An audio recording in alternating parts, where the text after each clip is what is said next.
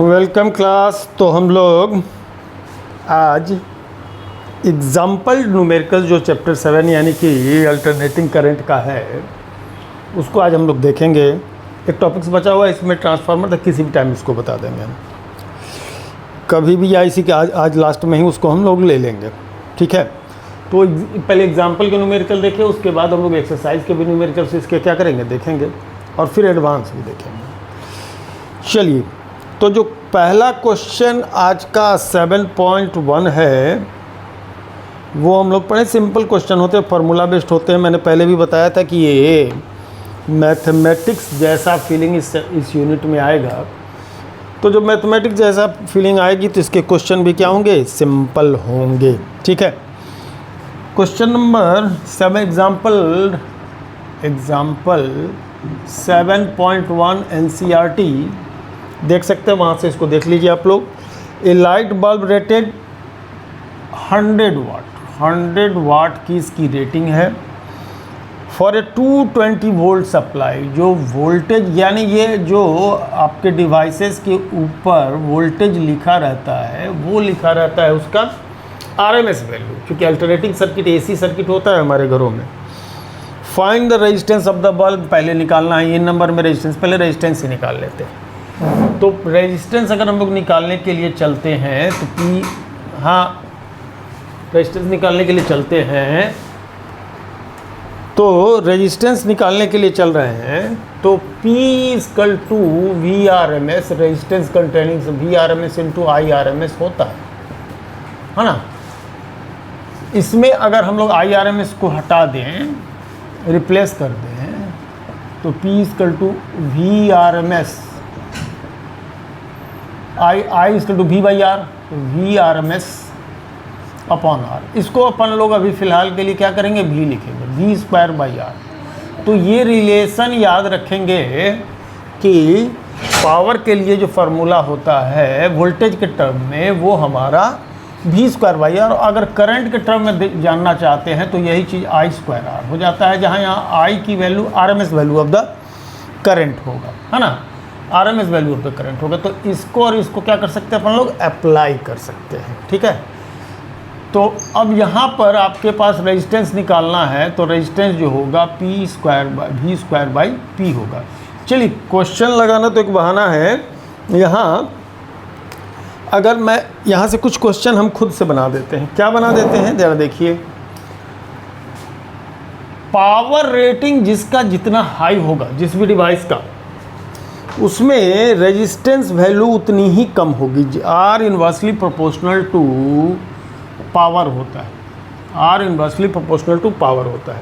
तो जिसका पावर ज़्यादा होगा उसकी रेजिस्टेंस वैल्यू क्या होगी, कम होगी। जैसे कि 60 वाट का बल्ब है और एक 100 वाट का बल्ब है, तो रेजिस्टेंस की अगर हम बात करते हैं तो ऑफर्ड रेजिस्टेंस की बात करें तो रेजिस्टेंस में क्या होगा, जिस 60 वाट वाले का रेजिस्टेंस ज़्यादा होगा, 100 वाट का रेजिस्टेंस कम होगा। तो जितने जैसे भी डिवाइसेस होते हैं हाई पावर, जैसे 1000 वाट का आपका हीटिंग एलिमेंट होता है उनका रेजिस्टेंस और भी कम होता है।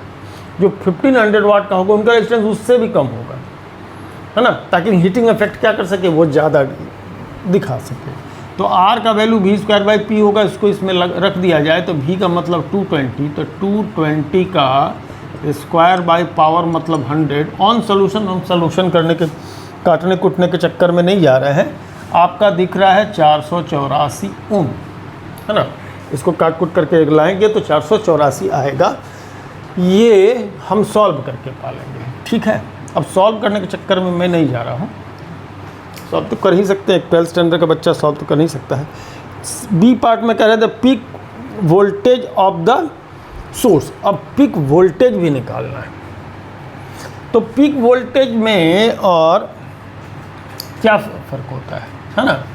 तो जो VRMS वैल्यू होती है वो होता है पीक वोल्टेज का 1/√2 टाइम्स, यानी कि जो पीक वोल्टेज होगा √2 times of the RMS value होगा, है ना, RMS वैल्यू होगा। तो अब मैं एक सिंबल इस्तेमाल करने जा रहा हूँ। ये चीज़ अगर यदि इसमें नॉट नहीं लगा हुआ है तो ये RMS वैल्यू है, ऐसा मान करके चलेंगे।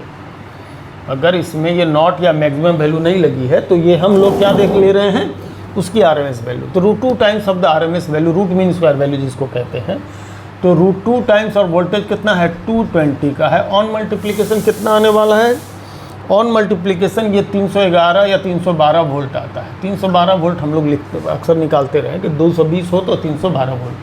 तो झटका जो लगेगा इसमें, ये AC में जो कि 220 वोल्ट की रेटिंग होती है ना, वो हमारा क्या होगा,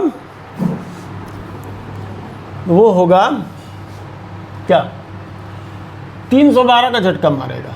अब लास्ट वाला कह रहा है RMS value of the current, तो P = VI होता है ना, तो I = P/V होगा, P/V होगा, तो P का मतलब 220 नहीं, P का मतलब 100, P का मतलब 100 और V का मतलब हो जाएगा 220।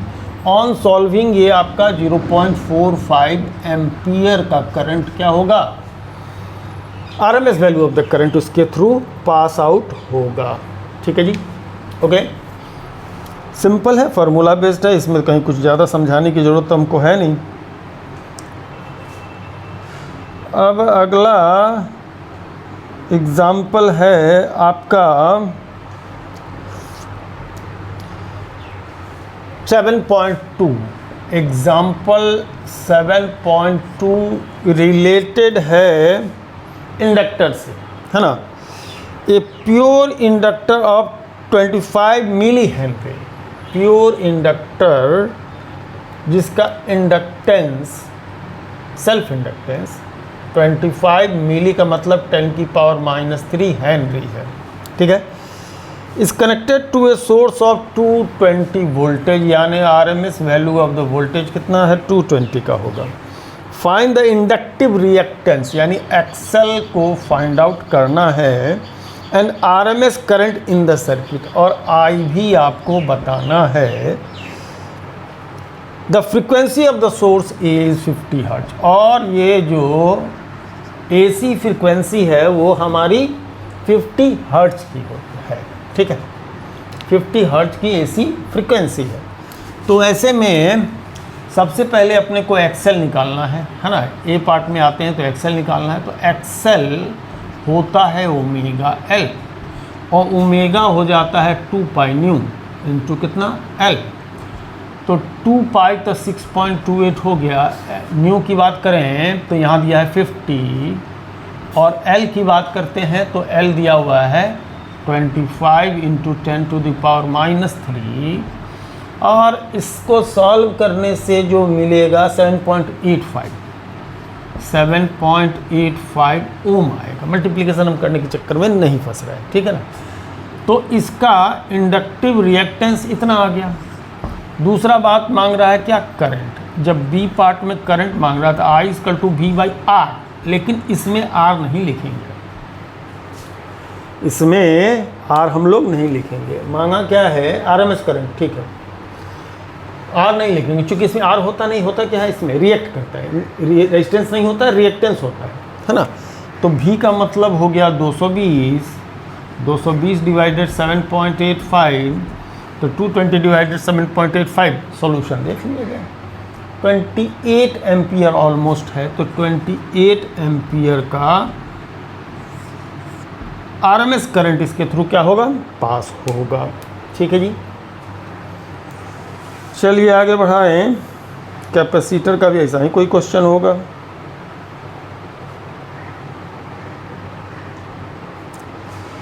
Example 7.3, a lamp is connected in series with a capacitor. Predict you observe with DC and AC connection.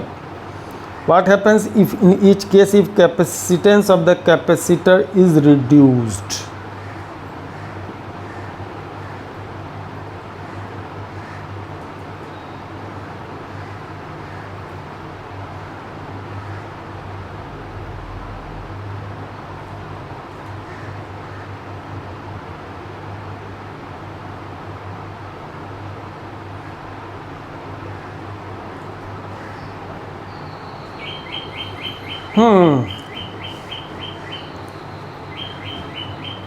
तो इसमें कह रहा है कि 7.3 नंबर में आते हैं, तो कह रहा है कि इन सीरीज कनेक्ट करते रहे। जरा फिगर देखिए इसकी 7.3 में, 7.3 में एग्जाम्पल 7.3 में क्या करा है, एक कैपेसिटर के साथ साथ एक बल्ब को जो लगा दिया गया है, एक बल्ब है उसको क्या कर दिया गया है, कनेक्ट कर दिया गया, जिसमें फिलामेंट हो।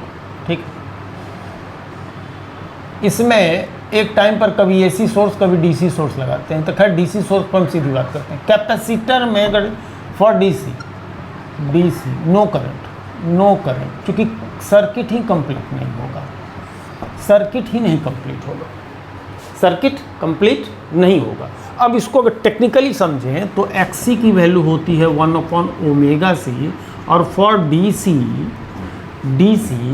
ओमेगा की वैल्यू ओमेगा की वैल्यू 0, फ्रीक्वेंसी इसकी कुछ भी नहीं है, तो XC की वैल्यू इनफाइनाइट हो जाएगी, XC की वैल्यू इनफाइनाइट होगा, तो करंट जो कि IV/XC होता है वो हमारा V/इनफाइनाइट यानी 0 होगा। करंट कितना रहेगा, 0 रहेगा। मतलब ये टेक्निकल एक्सप्लेनेशन है। वैसे भी ऐसे कह सकते हैं कि सर्किट ब्रेकर इनफाइनाइट रेजिस्टेंस है, तो इनफाइनाइट रेजिस्टेंस होगा, इस वजह से इसमें करंट क्या होगा, पास आउट होगा ही नहीं। तो डीसी के लिए तो हम लोग कहानी यहीं पर ख़त्म कर दें कि कुछ भी नहीं होने वाला है। अब उसमें एक प्रश्न ये है, what happens in each case if the capacitance of the capacitor is reduce. अगर कैपेसिटेंस ऑफ द कैपेसिटर को हम रिड्यूस करते हैं तो क्या होगा, तो C reduces XC increases, C reduces तो XC increases and XC increases तो करंट डिक्रीजेस, उल्टा हो गया ना, I डिक्रीजेस, I क्या हो जाएगा, डिक्रीज करेगा। यानी कि जो बल्ब ग्लो कर रहा था AC सोर्स में, जिस ब्राइटनेस से भी ग्लो कर रहा हो, जैसे जैसे इसकी कैपेसिटी को हम किसी भी तरीके से क्या करेंगे, रिड्यूस करेंगे। तो कैपेसिटर की कैपेसिटी को रिड्यूस करने के बहुत सारे तरीके हैं। इनके बीच के सेपरेशन बढ़ा दीजिए, कैपेसिटी रिड्यूस A/D होता है। अगर इनके बीच के सेपरेशन को बढ़ा दीजिए, पता चलेगा कि इसके ब्राइटनेस घटने लगी। या फिर इसके अंदर कोई अगर यदि डाइलेक्ट्रिक मीडियम है उसको हटा लीजिए, है ना, तो कैपेसिटी डिक्रीज कर जाएगी। तो किसी भी तरीके से इसकी कैपेसिटी हम लोग क्या कर सकते हैं, डिक्रीज कर सकते हैं। तो अगर कैपेसिटी को डिक्रीज करते हैं either by increasing the separation between the plates और removing the dielectric medium between the plates, इसकी कैपेसिटी रिड्यूस कर जाएगी। तो ये साइन डिक्रीज करेगा, चूँकि XC की वैल्यू क्या होगी, इंक्रीज करेगी। XC इंक्रीज कर जाएगा, रिएक्टेंस इंक्रीज कर जाएगा, तो करंट हमारा डिक्रीज करेगा। मतलब सीधी सीधी बात करें कि जो कैपेसिटर के अंदर का रेजिस्टेंस है वो इंक्रीज करने लगेगा, जो कैपेसिटर रेजिस्टेंस ऑफर कर रहा है वो इंक्रीज कर जाएगा, तो करंट को डिक्रीज करना ही करना है। ठीक है जी। तो ये रहा एग्जाम्पल 7.3। अब जरा सा बोर्ड क्लियर कर ले तब आगे देखें। एग्जाम्पल 7.4, एग्जाम्पल 7.4 क्या है, ये 15 माइक्रोफैराड कैपेसिटी है, 15 माइक्रो का मतलब -6 फैराड, ठीक है। Connected to 220 volt, 220 volt, 50 hertz frequency, 50। India में जो AC सप्लाई मिलता है अपने घरों में, इसकी फ्रीक्वेंसी 50 हर्ट्ज ही होती है, इसलिए बार बार आपको न्यूमेरिकल में 50 हर्ट्ज दिखेगा। For capacitive reactance find capacitive reactance and RMS and peak दोनों निकालना है करंट का इन द सर्किट, ठीक है। इसमें XC फाइंड आउट करना है और I0 भी निकालना है, IRMS भी निकालना है, ठीक है। और if the frequency is doubled, what happened to the capacitive reactance of the capacitive reactance and current?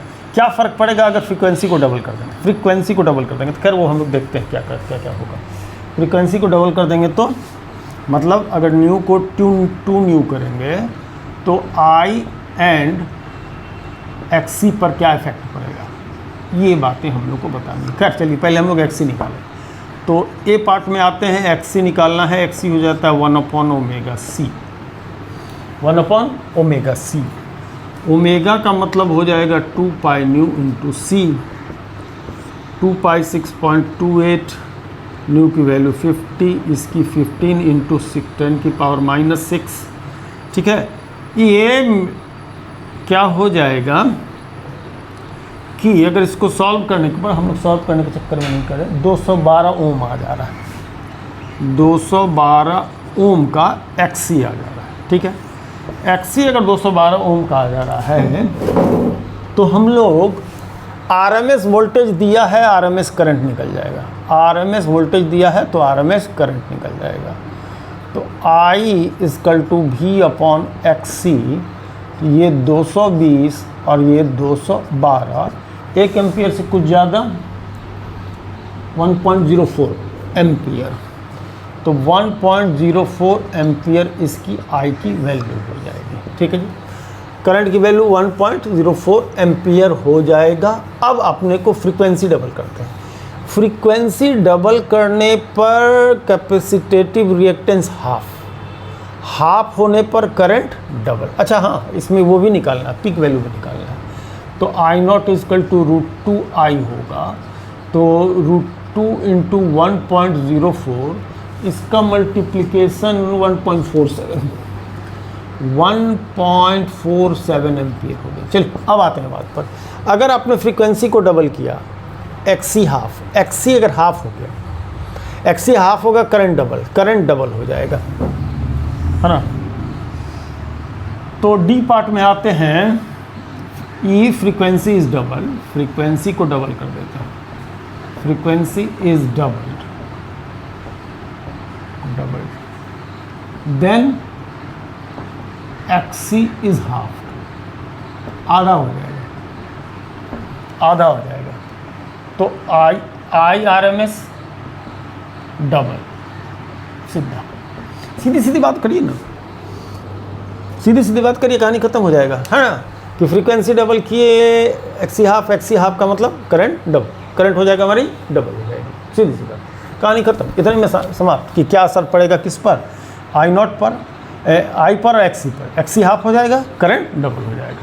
ठीक, चलिए अब एग्जाम्पल 7.5, एग्जाम्पल 7.5 जो कि फिगरेटिव है। इसमें एक इंडक्टर के साथ क्या किया है, एक बल्ब को जोड़ दिया है ना, एक बल्ब को जोड़ दिया गया है इंडक्टर के साथ में, है ना। ठीक है, लगा हुआ है AC सोर्स। ठीक, a light bulb and an open coil inductor are connected an AC source, एक की इज शोन, और इसमें की लगा दिया गया। लगा दो भैया की, एक की लगा दिया। ठीक, as shown, the switch is closed and after some time an iron rod is inserted into the interior of the inductor. The glow of light bulb increases B decreases is unchanged as the rod is inserted. ये मैं बता चुका था।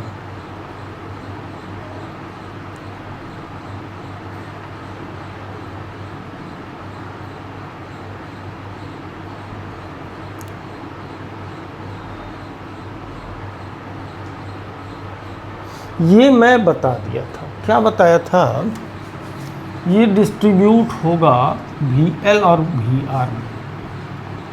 ठीक है, VL और VR में। तो रॉड इंसर्टेड, कभी बताया था, पता नहीं कब, rod inserted, then L increases, inductance increase कर जाएगा, इंक्रीजेस, इसका इंडक्टेंस इंक्रीज कर जाएगा, क्योंकि इसके मैग्नेटिक फील्ड इसके अंदर का क्या होगा, इंक्रीज कर जाएगा, क्योंकि म्यू टाइम से इंक्रीज कर जाएगा, इंक्रीजेस। अब अगर L इंक्रीज करेगा तो चूंकि XL की वैल्यू ओमेगा L होगा, ओमेगा L होता है इंक्रीजेस। अब जो VL होगा वो IXL, तो VL इंक्रीजेस, VL जो होगा इंडक्टर वोल्टेज इंक्रीज कर जाएगा। तो इंडक्टर वोल्टेज तो चूंकि सीरीज में डिस्ट्रीब्यूशन होता है, तो अगर इंडक्टर वोल्टेज इंक्रीज कर जाएगा तो रजिस्टर के अक्रॉस का वोल्टेज क्या होगा, इंक्रीज कर जाएगा, तो इधर का क्या होगा, डिक्रीज कर जाएगा। वी एल इंक्रीजेज, तो वी एल इंक्रीजेज तो V R decreases, V R क्या हो जाएगा, डिक्रीज कर जाएगा। यहाँ का वोल्टेज क्या हो जाएगा, डिक्रीज कर जाएगा। तो यहाँ का वोल्टेज अगर डिक्रीज कर जाएगा, यहाँ का वोल्टेज डिक्रीज कर जाएगा तो करंट डिक्रीजेस, है ना, करंट, या पूछा क्या है, the glow of the light glow decrease कर जाएगा, glow of light decreases, glow of light क्या होगा, डिक्रीज कर जाएगा अगर आपने रॉड को इंसर्ट करना स्टार्ट किया इसके अंदर, तो लाइट का ग्लो डिक्रीज कर जाएगा। एक्चुअल में क्या होगा, effective resistance of the circuit he increase कर जाएगा, करंट ही डिक्रीज कर जाएगा। तो जैसे ही करंट डिक्रीज करेगा, ऐसे सिचुएशन में अगर कम करंट जाएगा तो ग्लो ऑफ लैंप क्या होगा, कम रहेगा, है ना। ये एक्सप्लेनेशन ठीक है कि VL हमारा इंक्रीज, यहाँ से यहाँ का वोल्टेज इंक्रीज कर जाएगा, चूँकि L इंक्रीज कर जाएगा, तो यहाँ से यहाँ का वोल्टेज इंक्रीज कर, तो इसके क्रॉस का वोल्टेज कम हो जाएगा, इनके यहाँ पर पासिंग करंट गिर जाएगा, पासिंग करंट गिर जाएगा और इसका ग्लो क्या होगा, कम हो जाएगा। या सीधे भी हम बोल सकते थे, चूँकि इंडक्टेंस या टोटल रेजिस्टेंस जो है जो सर्किट का, जिसको इम्पीडेंस कहते हैं, वो क्या होगा, कम हो जाएगा। और जब वो कम हो जाएगा तो करंट की वैल्यू, चूँकि I की वैल्यू V/Z होता है, तो Z ही इंक्रीज कर जाएगा, तो करंट क्या हो जाएगा, हमारा डिक्रीज कर जाएगा। और किसी भी एंगल से इसको हम लोग क्या कर सकते हैं, देख सकते हैं।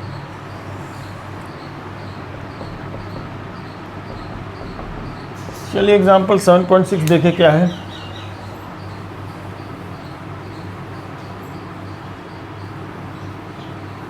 LCR से रिलेटेड होना चाहिए, चूँकि LCR क्रॉस कर रहे हैं।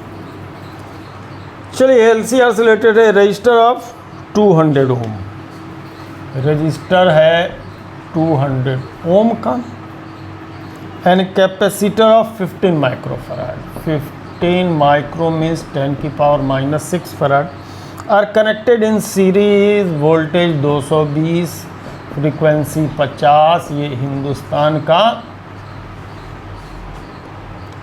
Source. Calculate the current in the circuit, I को निकालना है। Calculate the voltage in the circuit, voltage को निकालना है। फिर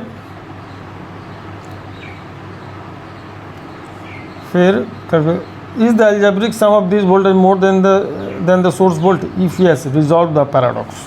चलो, क्या total voltage, calculate the current in circuit, calculate the voltage across the register and capacitor, register और कैपेसिटर के अक्रॉस का वोल्टेज VL VC दोनों निकालना है, VL भी निकालना है और VL भी निकालना है और VC भी निकालना है। चलिए ज़रा देखिए, और उसके बाद कह रहा है कि VL और VC का अलजेब्रिक सम उसके एक्चुअल वैल्यू से ज़्यादा हो जाएगा, बिल्कुल होगा, एक्चुअल वैल्यू से ज़्यादा हो जाएगा। तो रिजॉल्व द पैराडॉक्स, उस पैराडॉक्स को हमको ख़त्म भी करना है। चलिए पहले XC निकाल लीजिए।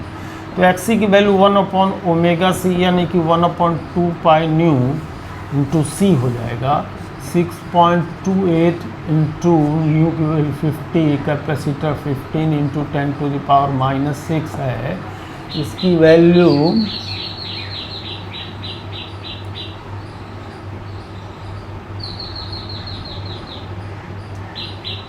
212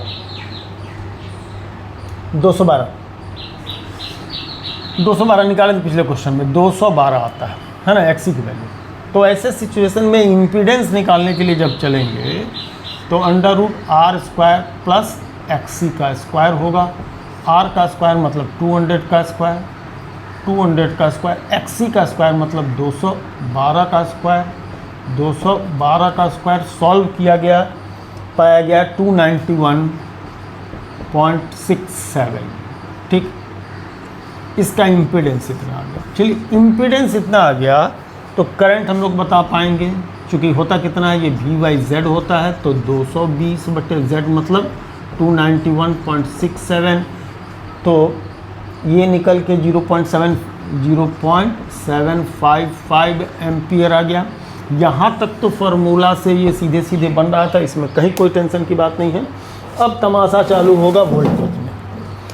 VL कितना होगा, VL कितना होगा, तो I XL होगा। I का मतलब हो जा रहा है आपका 0.755 और XL हो गया है 200, XL की XC हो गया है आपका 212। अगर हम इसको देखें तो इसकी वैल्यू आती है 160, ये आता है 160 वोल्ट। थोड़ा सा डेसिमल को छोड़ते रहे। अगर VR को देते हैं तो IR होगा, I का मतलब 0.755 और R का मतलब कितना है 200 है, तो ये मिला जुला करके आपका 151 वोल्ट आ रहा है ना, 151 वोल्ट आ रहा है। कहाँ तक गया ये? अब इसके नीचे हम लोग यहाँ नहीं जा पाएंगे, तो थोड़ी देर के लिए इसको मैं यहाँ लेके आता हूँ, फिर बाद में क्लियर करूँगा इस क्वेश्चन को कंप्लीट करने के बाद, है ना। इस क्वेश्चन को कंप्लीट कर लें, फिर आगे बहुत क्लियर होगा।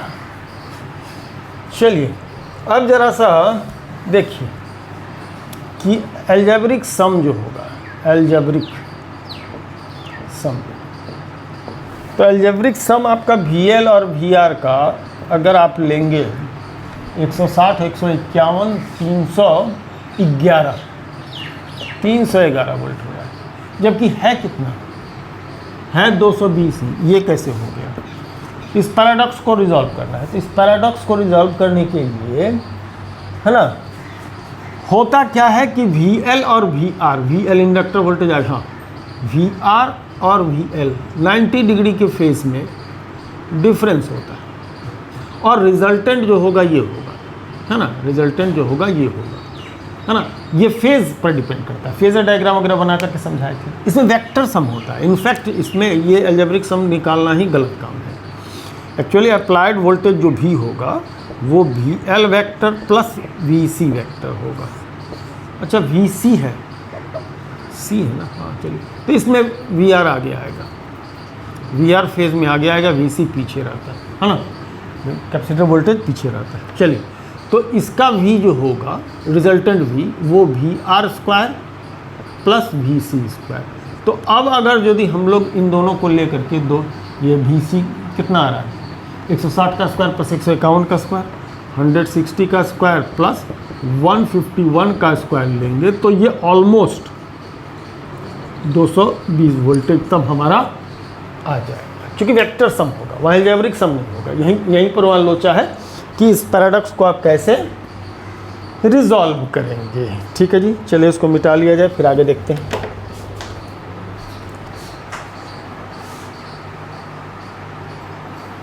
एग्जाम्पल 7.7 एक कॉन्सेप्चुअल क्वेश्चन है। कॉन्सेप्चुअल क्वेश्चन ये पार्ट पढ़ के मैं पहले समझा दूँ। For circuit use for transporting electric power, a low power factor implies large power loss. A low power factor implies large power loss explain. तो इनफैक्ट में क्या होगा कि हमारा P equal to VI cos phi होता है। अगर cos phi small, cos phi is अगर स्मॉल है तो cos बोलता है I greater, I will be greater, I क्या होगा ग्रेटर होगा, तो I विल बी ग्रेटर। अगर I करंट ज़्यादा होगा तो जो डिसिपिटेटिव पावर होता है ना, consumed power in the circuit जो होगा वो डिपेंड करता है I² R पर। तो अगर I हमारा बढ़ जाएगा, I अगर ग्रेटर हो जाएगा तो loss will be heavy, loss काफ़ी हो जाएगा, लॉस काफ़ी होगा। लो पावर फैक्टर पर हम क्या कर सकते हैं, लार्ज डिस्टेंस पर जो ट्रांसमिशन होता है इलेक्ट्रिक का, मैंने कैसा, वो जो हम लोग का चलता है कहाँ से, जहाँ से जनरेट होता है इलेक्ट्रिसिटी, और जहाँ से जनरेट होकर के इलेक्ट्रिसिटी चलता है वह हाई वोल्टेज पर चलता है। अगर वहाँ लो पावर फैक्टर रखा गया तो क्या होगा कि लो पावर फैक्टर हमारे हाई करंट को दिखलाएगा, और हाई करंट के कारण क्या होगा, loss in dissipation in power बहुत ज़्यादा हो जाएगा। तो पावर फैक्टर को मैक्सिमाइज करना होगा। तो मैक्सिमाइज पावर फैक्टर क्या हो सकता है, हम लोग पूरी इम्पीडेंस को देखते हैं, है ना। तो R square plus XC minus XL का स्क्वायर, ऐसा कुछ भी आता है, ठीक है। इफेक्टिवली कैपेसिटर तो कुछ लगेगा नहीं, जहाँ से ट्रांसमिशन करेंगे कैपेसिटर तो लगेगा नहीं, हाँ, लेकिन वायर की ट्विस्टिंग हो गई, मैग्नेटिक इफेक्ट तो आएगा ना। एक स्ट्रेट वायर भी है, कहीं कहीं टर्न भी रहेगा, कहीं कहीं पर क्या रहेगा, टर्न भी रहेगा, तो कहीं कहीं पर टर्न भी रहता है, कॉइल बना हुआ रहता है। अगर कुछ मिला जुला करके देखा जाए तो XC तो 0 होगा, लेकिन XL 0 नहीं होगा, XL 0 नहीं होगा। तो ये एक समस्या बनती है कि XL 0 नहीं होगा, अगर XL 0 नहीं होगा तो Z की वैल्यू हमारा मिनिमम नहीं हो पाएगा, है ना। और Z की वैल्यू चूँकि पावर फैक्टर cos फाई जो हमारा R/Z होता है, और इसको हमको क्या करना है, मैक्सिमाइज़ करना है। तो Z को क्या करना होगा, मिनिमाइज़ करना होगा, Z को मिनिमाइज़ करना होगा ताकि cos फाई मैक्सिमाइज हो। cos फाई मैक्सिमाइज हो तो करंट क्या होगा, मिनिमाइज होगा, करंट मिनिमाइज होगा तो डिसिपिटेशन ऑफ पावर कम होगा। सीक्वेंस है, जरा सीक्वेंस को समझिएगा। अगर Z मैक्सिमाइज हुआ, नहीं मिनिमाइज हुआ, तो cos फाई मैक्सिमाइज होगा, cos मैक्सिमाइज होगा तो करंट मिनिमाइज होगा, करंट मिनिमाइज होगा तो पावर डिसिपिटेशन कम होगा, पावर डिसिपिटेशन कम होगा। लेकिन प्रैक्टिकली होता क्या है, कैपेसिटर तो रहता नहीं है सर्किट में, लेकिन इंडक्टेंस का कुछ न कुछ असर पड़ता है। तो मिला जुला के देखने वाली बात होगी, अगर मान लीजिए वोल्टेज अगर इस फेज़ में है तो करंट एक अलग ही फेज़ में दिखता है, सेम फेज़ में नहीं आएगा, माने क्या होगा, करंट लैगिंग हो जाता है, एक्चुअल में करंट लैगिंग हो जाता है। तो करंट लैगिंग हो जाएगा ड्यू टू इंडक्टेंस, कहीं ना कहीं सर्किट में पावर सप्लाई जो दे रहे हैं उसके इंडक्टेंस के कारण। तो इंडक्टेंस के इफेक्ट को कैसे ख़त्म कर सकते हैं, रेजोनेंस ऑफ द सर्किट में हम लोगों ने देखा था कि XC माइनस XL को हम लोग 0 कर सकते हैं जब XC इक्वल टू क्या हो जाए, XL हो जाए। तो क्यों ना हम लोग ऐसा करें कि एक कैपेसिटर को इसके पैरेलल में कनेक्ट कर दिया जाए, है ना, कैपेसिटर को इसके पैरेलल में कनेक्ट कर दिया जाए, ताकि तो एक कैपेसिटर को कनेक्ट कर दिया जाता है इसके पैरेलल में, ताकि करंट को ये क्या कर दे, इसको इस फेज़ में ला दे। तो इससे ये एक करंट, लीडिंग करंट आता है, बात को समझिएगा। करंट चूँकि लैगिंग हो जाता है तो करंट को लीडिंग बनाने के लिए क्या करना होगा, कैपेसिटर कनेक्ट करते हैं, चूँकि कैपेसिटर में हमारा क्या होता है, लीडिंग करंट होता है। तो ऐसे में इन दोनों का अगर यदि हम लोग रिजल्टेंट देखें, है ना, रिजल्टेंट देखें तो क्या हो जाएगा, हमारे पास IP, ये पावर सप्लाई में जो करंट होगा वो फेज़ में आ जाएगा, वोल्टेज के फेज़ में आएगा, वोल्टेज और करंट सेम फेज़ में आ जाएगा अगर हमने कैपेसिटर को क्या कर देते हैं, उसमें कनेक्ट करते हैं। अप्रोप्रिएट कैपेसिटी होनी चाहिए ताकि ये करंट इसके फेज़ में आ जाए, है ना। इसके लिए Z ये कब मैक्सिमम होगा, तो जब Z की वैल्यू, ये XC माइनस XL 0 होगा तो Z की वैल्यू R हो जाएगा, तो power factor cos phi R/R क्या हो जाएगा, 1, और 1 ही क्या हो सकता है, cos फाई का मैक्सिमम वैल्यू। तो cos फाई की मैक्सिमम वैल्यू 1 बनाने के लिए, यानी P को VI बनाने के लिए इसके पावर फैक्टर cos फाई को मैक्सिमाइज किया जाएगा, और उसको करने के लिए एक कैपेसिटर को इन पैरेलल कनेक्ट करना होगा सर्किट में। तो जहाँ से पावर ट्रांसमिट होता है, लैगिंग करंट ना मिले हमको, इसके लिए हम लोग क्या करते हैं कि उसमें एक कैपेसिटर को कनेक्ट कर दिया जाता है अप्रोप्रिएट कैपेसिटी का। और मोस्ट प्रोबेबली जहाँ तक हम समझ पा रहे हैं, और अगर कुछ इफेक्ट होता है तो उस कैपेसिटर की कैपेसिटी को इंक्रीज़ और डिक्रीज़ किया जा सकता होगा। काहे कि अलग अलग टाइम पर सिचुएशन सर्किट की अलग अलग रह रही होगी, उस समय इंडक्टेंस अलग अलग बनेगा। तो जब इंडक्टेंस अलग अलग होगा तो कैपेसिटेंस भी अलग अलग जरूरत पड़ेगी, जो मैं समझ पा रहा हूँ। अगर वो वेरिएबल कैपेसिटी कैपेसिटर नहीं होगा, सेल्फ एडजस्टमेंट वाला कैपेसिटर नहीं होगा, तो फिर वो पावर सप्लाई में दिक्कत आती होगी। ठीक है जी। चलिए तो 7.7 हो गया। अब जरा सा हम लोग 7.8 देख लें। 7.8 देख लें। 7.8 देख लें। क्या है?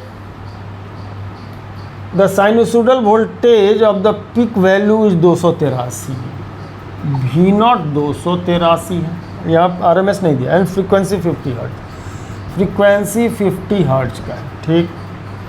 इन a series LCR circuit in which R 3 ohm का है, ठीक। L हमारा 25.48 मिली यानी कि 10⁻³ हेनरी का है। और कैपेसिटी जो है 796 माइक्रो मीन्स 10⁻⁻6 फराड, ठीक है। The impedance of the circuit, the phase difference between the voltage across the source and the current, the power dissipated in the circuit and the power factor, सब बताना है। R/Z सब निकालना है। तो पहले तो इम्पीडेंस निकाल ले, पहले XL XC निकालें। XL की वैल्यू ω/L मतलब 2π/μ इंटू L का मतलब 6.28 इंटू 50 इंटू L का मतलब L है कितना जी? ये 25.48 इंटू 10⁻³ ऑन सॉल्विंग XL की वैल्यू 8 ओम, इसका 8 ओम आया। XC निकालना है तो XC हमारा 1/ωc यानी 2π/μc होगा। इसमें से इसके वैल्यू रख करके निकाला गया है, ये आ गया है 4 ओम, ठीक। इसके बाद इम्पीडेंस निकल जाएगा, है ना।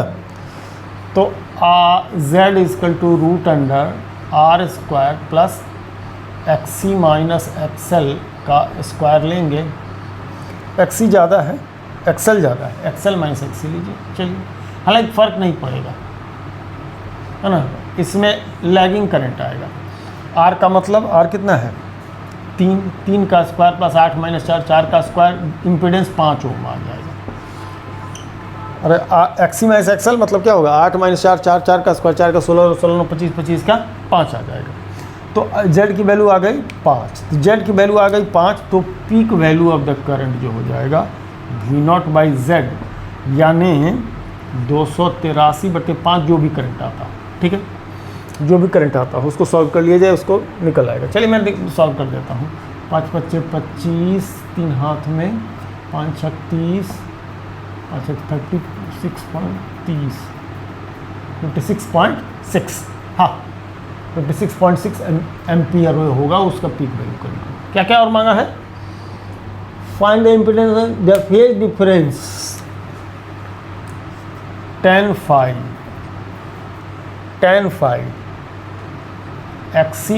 XL माइनस XC कीजिए अपॉन R। 8 - 4/3 तो 4/3, तो phi = 10⁻⁴/3। ये हो जाएगा फेज डिफरेंस, है ना। एंगल में कुछ आया होगा तो आया होगा इसमें,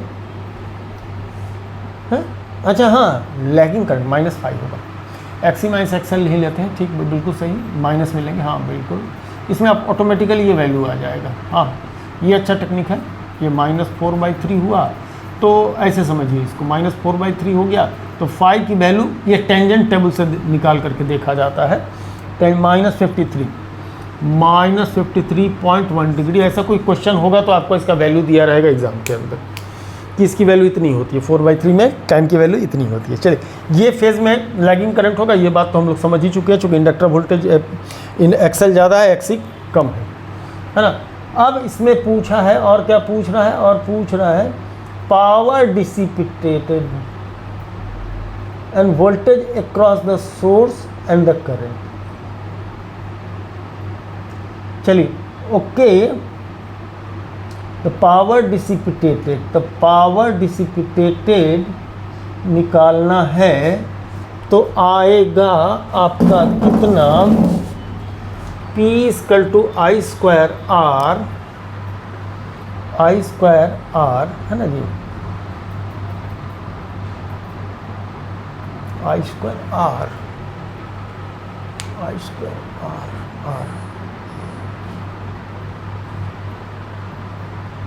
आई peak value RMS value,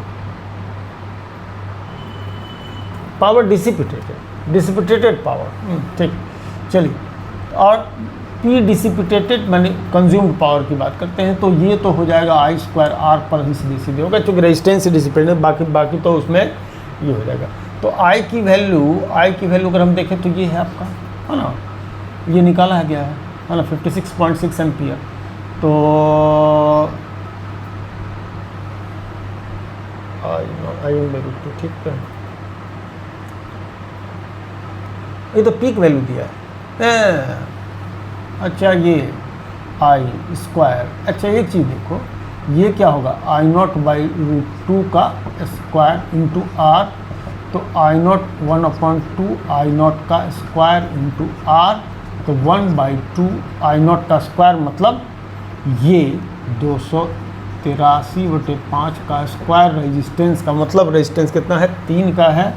on solving शायद जो भी आएगा, ये आ रहा है आपको 4800, कितना आ रहा है, आई स्क्वायर आर,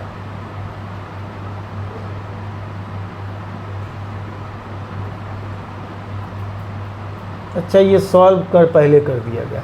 चल 4800 वाट, चलिए इसको भी यहाँ पर भी सॉल्व करेंगे तो वही निकल करके आएगा, 4800 वाट है।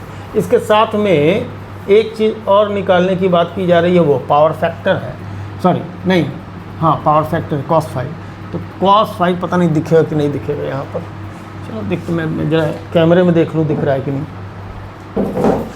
कैमरे में देख लूँ, आ जाएगा। हाँ, cos 5 होता है R/Z,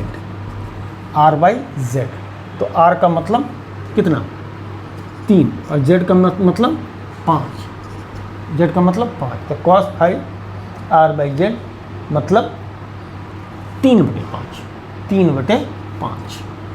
cos 5 3/5 यानी 0.6 इज द पावर फैक्टर। ये रहती है इसकी कहानी, है ना। LCR का एक क्वेश्चन और बचा है, और कुछ 2-1 क्वेश्चन और भी हैं, ट्रांसफार्मर भी है। 40-42 मिनट से ऊपर का वीडियो हो गया, तो अभी के लिए हम रहने देते हैं, क्योंकि एक्सरसाइज भी तो कल बताना होगा, तो आज भर के लिए यहाँ रहने देते हैं, फिर कल हम लोग आगे नेक्स्ट पार्ट देखेंगे, ठीक है जी, चलिए।